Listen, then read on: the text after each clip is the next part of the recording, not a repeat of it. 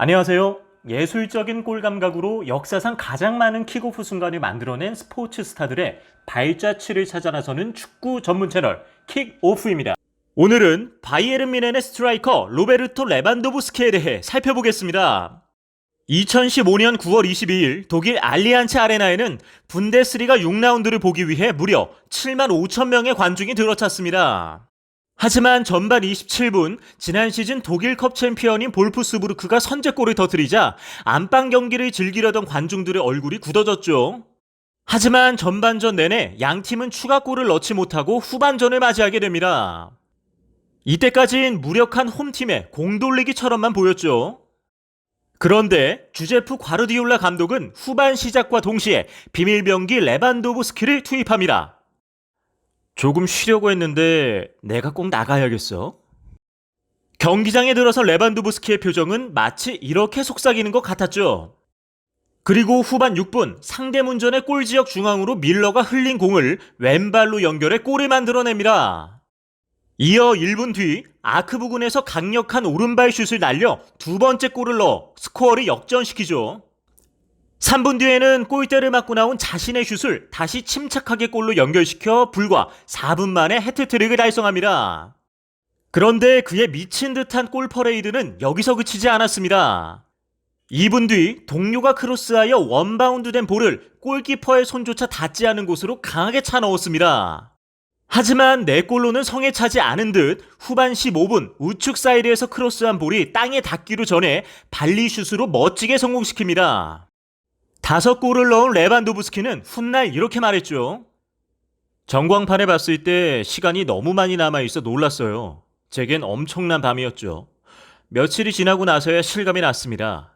저보다 가족들이 더 흥분했어요. 이로써 레반도브스키는 기네스 기록 보유자가 됐는데요. 분데스리가 최단 시간 해트트릭, 분데스리가 최단 시간 4골, 분데스리가 최단 시간 5골, 분데스리가 교체 선수 최다 득점까지 4개 부분의 기록들을 불과 9분 만에 달성했습니다. 이를 지켜본 펩 과르디올라 감독은 두 손으로 얼굴을 감싸며 믿기지 않는 듯한 표정을 지었죠. 이후 인터뷰에서 그는 이렇게 말했습니다. 9분 만에 5골이라니 제 인생에 잊을 수 없는 추억이 될 거예요. 감독으로서는 물론 선수 시절에도 이런 일은 없었죠. 볼프스부르크를 상대로 5골을 넣는 것은 쉽지 않은 일입니다.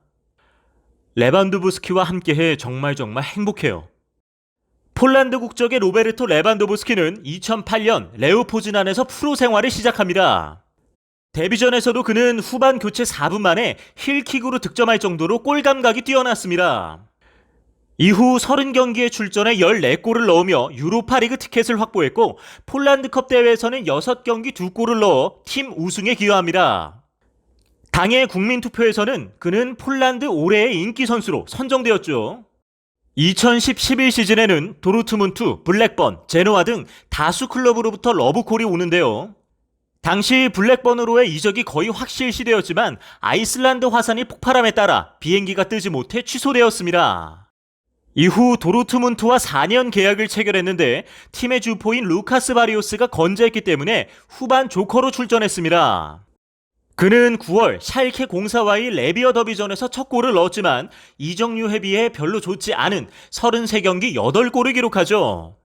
반면 팀은 리그 정상을 탈환하게 됩니다.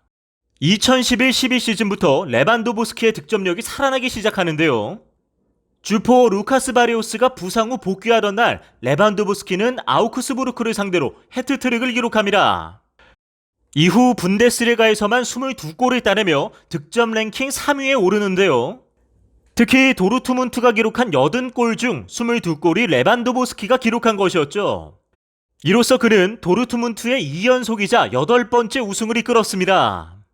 2012-13 시즌 바이에른 뮌헨은 2위 도르트문트와 20점 이상의 승점 차를 유지하며 불과 28라운드 만에 프랑크푸르트와의 원정 경기에서 승리하며 분데스리가 최단 기간 우승을 결정짓습니다.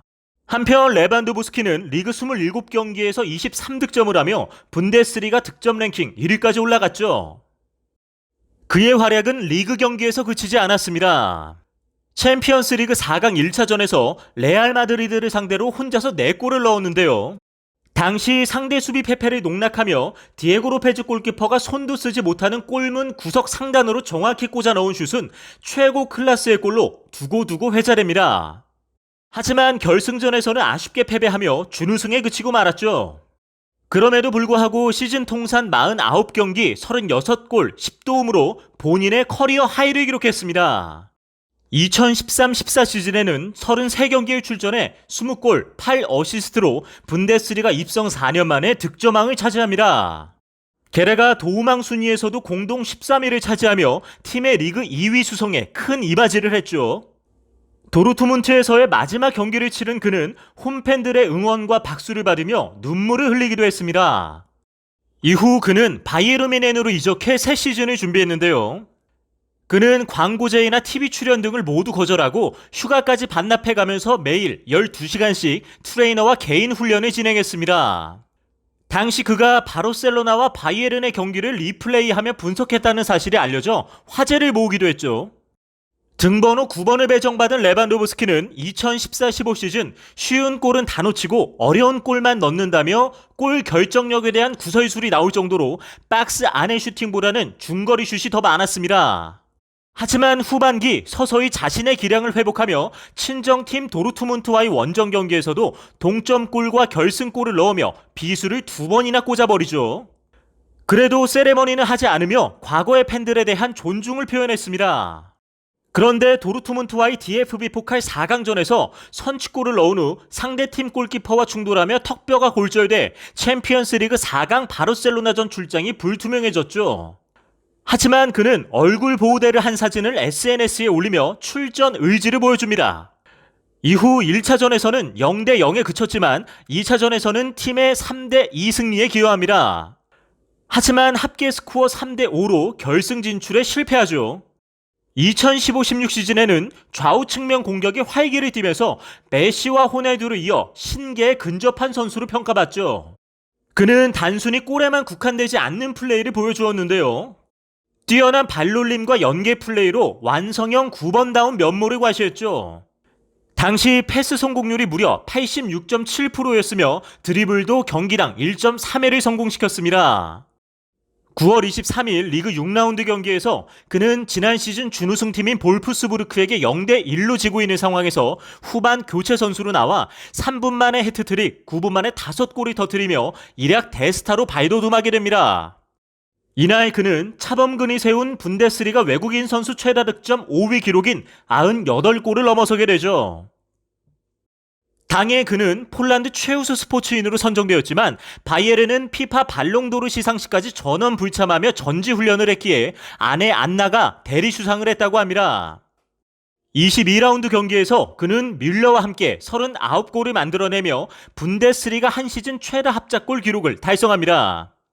또한 활약상을 인정받아 분데스리가 2월의 선수로 선정되죠. 해당 시즌 그는 오바메양을 제치고 두 번째 분데스리가 득점왕 타이틀도 차지합니다. 그리고 포칼 결승전에서 승부차기로 승리하며 더블로 시즌을 마감하죠. 이때부터 바이에른 뮌헨의 전성기가 시작됩니다.